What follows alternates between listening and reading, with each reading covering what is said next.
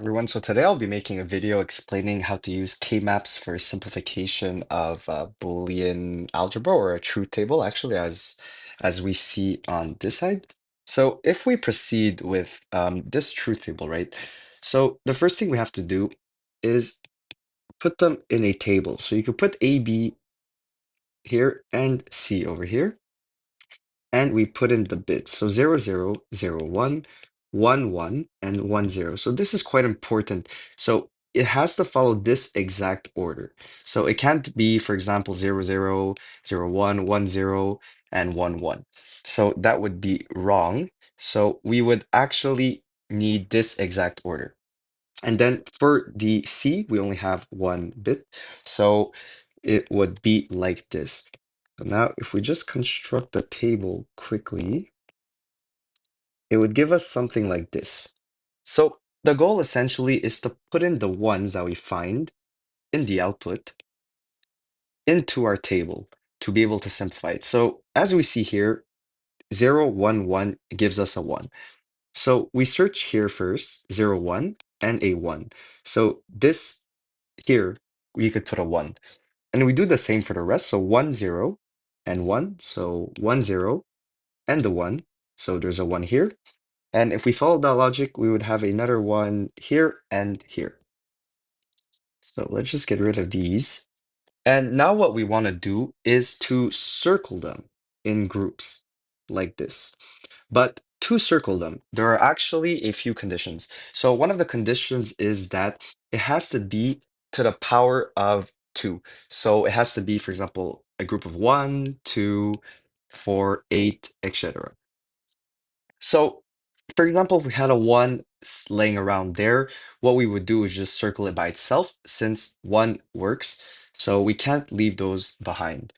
So now how do we find the actual equation? So what we do, we can write this as so f of a, b, c, which are the entries, is equal to. So we should have 3 equations since we have 3 like circles, right? 3 groups. So let's say we look at this group first.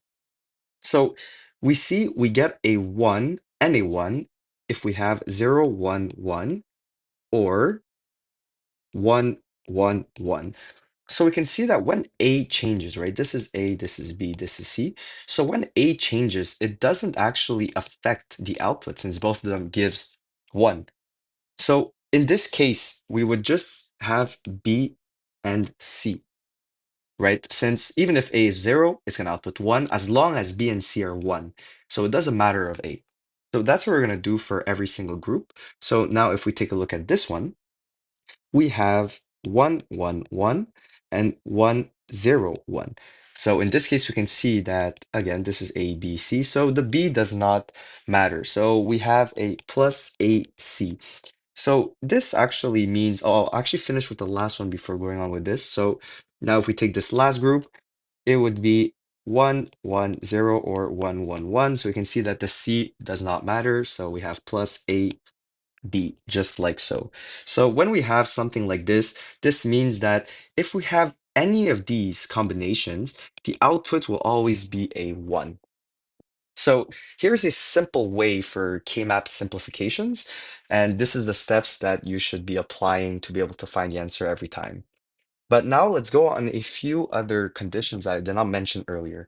So as we said, remember, we have to do groups of powers of 2. So 1, 2, 4, 8, etc.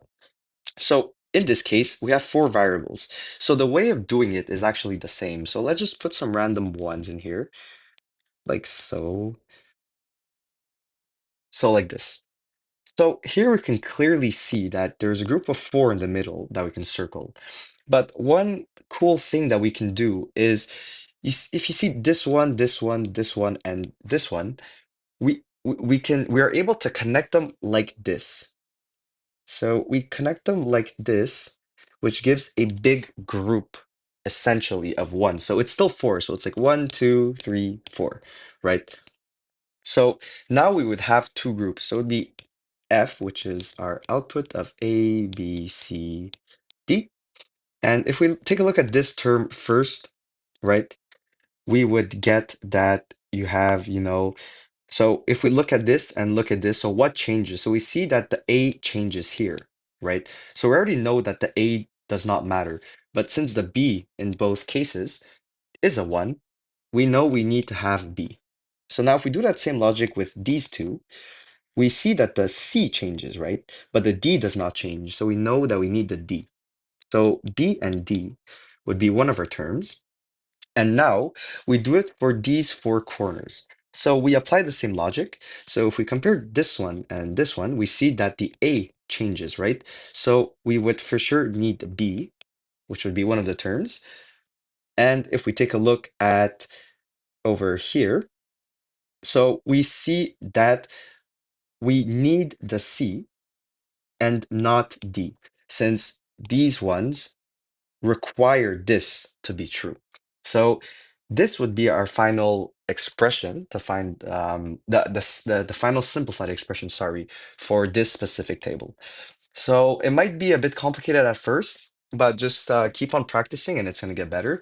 And just always remember the groups have to be in powers of 2 and that you're allowed to connect from one side to the other. So it's like there's no boundary in between.